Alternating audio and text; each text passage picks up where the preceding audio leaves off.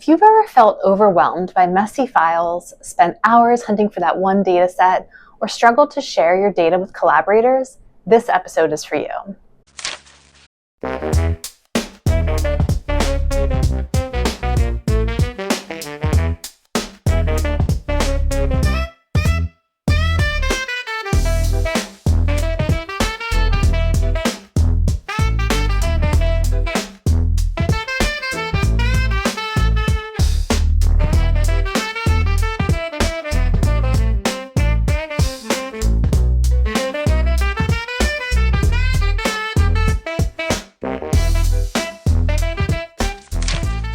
Hi, I'm Megan Puglia. Welcome back to Unhidden Curriculum.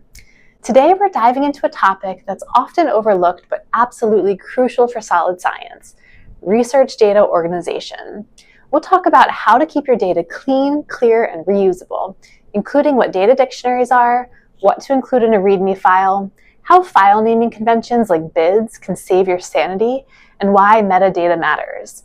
Plus, I'll share some practical tips for making your research more reproducible and easier to manage. So let's get organized. Let's start simple. What is a data dictionary and why do you need one? Imagine trying to understand a spreadsheet full of numbers but no explanation of what each column means. A data dictionary is basically a cheat sheet for your data set. It defines every variable, what it represents, what values it can take, its units of measurement, and any coding schemes like 1 means male and 2 means female. Because even you might forget what RT_2C means 6 months from now. Nightmare, right? Data dictionaries prevent confusion and save time for you and anyone else using your data now or years later. So how to create one? Make a simple spreadsheet with columns like variable name, description, units, possible values like integers only, and any notes. There are some tools like REDCap or Open Science Framework that even let you export structured dictionaries directly. And here's a pro tip. Keep your data dictionary updated as your dataset evolves. If you add, change, or rename variables, update the dictionary. Let's move on to another essential element of good data hygiene, the README file. This is a plain text file that explains your dataset. It's like your front door. It tells people what's inside, what's it for, and how to navigate it. Some key elements to include in your README file are things like project overview and goals. This tells what the project is about. A description of files and folder structure will let you know what's where, and your data dictionary can live here or at least provide a link to it. You can also provide instructions for running analyses or scripts. And if there's any known issues or limitations, jot them down. That will let you know if there's anything weird or missing. Also include contact information, who to email with questions. Think of it like Airbnb instructions for your data. Welcome, here's what's in the house, here's how things work, and what to do if something breaks. Next up, file naming conventions. This is how you keep your digital files organized and searchable.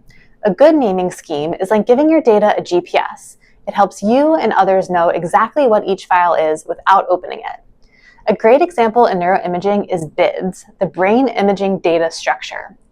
BIDS is a standardized way to name files and organize folders. Even if you're not doing neuroimaging, adopting consistent naming conventions and folder structures inspired by the BIDS principles can make your life so much easier.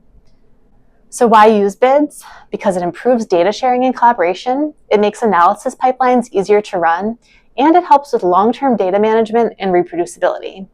If you want to know the specifics about how to implement this structure, head over to bids-specification.readthedocs.io.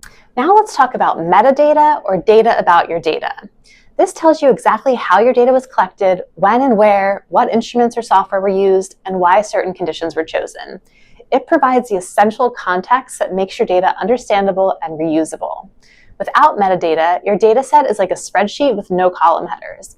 You end up with things like files named final version 5 and cryptic columns named T1A. No one knows what's what. Metadata provides structure and meaning. What counts as metadata and where is it stored? Participant-level information like age, sex, or group assignment is usually stored in a spreadsheet, such as a participant.tsv file. Acquisition parameters and task details, such as the MRI sequence type or the EEG filter settings, are often stored in a sidecar JSON or JavaScript object notation file. These are lightweight human and machine-readable text files that hold structured metadata. Think of them as well-organized notes about your data that software can interpret automatically. For example, a JSON file might accompany an imaging file to describe the scanner settings used during collection. Tool and software metadata, like which preprocessing pipeline you used and which version, can also be included in JSON files or in structured logs. README files, again, these provide high-level project context, including what the data are, how they were collected, and what transformations or processing steps were performed. This file is especially helpful for onboarding new collaborators or your future self. Good metadata is critical for reproducibility. Having well-documented metadata means your data can be reused, reanalyzed, or reinterpreted by others. It's a key part of open science, reproducibility, and avoiding the dreaded, "what does this file even mean?" moment 6 months later. Reproducibility means someone else can take your data and analysis and get the same result. It's a cornerstone of good science. It also means you can trace back how you got your results. Here are a few quick tips to help with reproducibility. First, keep your raw files separate from preprocessed data so you never overwrite your raw data. Trust me, that's a mistake you don't want to learn the hard way. Version control your scripts. GitHub, GitLab, or even manual naming with dates like year, month, day make your files easily sortable. Document your pipeline. Describe each processing step in a README or workflow log. Automate workflows when possible. Scripts are so much better than manual clicking. They save time and reduce the likelihood of human error. We'll be covering scripting in many common languages in upcoming episodes, so be sure to check back often so you don't miss a thing. Share your code and data with clear licenses when you publish. Data loss is real, and it's devastating. Here's how to protect your work. Always back up your data in multiple locations. Cloud storage in an external hard drive is a good start. Be sure to encrypt sensitive data, especially if it includes video, audio, or identifiable information. Follow your institution's guidelines, especially for private health information or data regulated by your institutional review board. Use version control and naming schemes, not just for code, but also for important documents and data sets when possible. So what does this all actually look like in practice? Let's walk through a well-organized research project using something like the bid structure as our guide. At the top level, you've got your project folder. This is your home base. Inside it, you'll usually find a README file, which explains exactly what the project is, how the data were collected, and anything a new collaborator or future you should know. You'll also see a dataset description JSON file. This is structured metadata that describes your dataset in machine-readable terms: who collected it, what it contains, versioning, funding sources, etc. A participant.tsv file is a spreadsheet listing participant IDs and their characteristics such as age or group. The participant JSON file is your data dictionary that explains what each column in the TSV file means. Next, you might see folders like a code folder where your analysis or preprocessing scripts live. These should be versioned, documented, and ideally linked to the dataset version they work with. A source data folder will contain your raw, untouched data. Lock it up and don't let your analysis scripts near it. The derivatives folder is where your processed or analyzed data lives. Think preprocessed fMRI, cleaned EEG, or segmented MRI. Then you have a folder for each participant: subject 1, subject 2, and so on.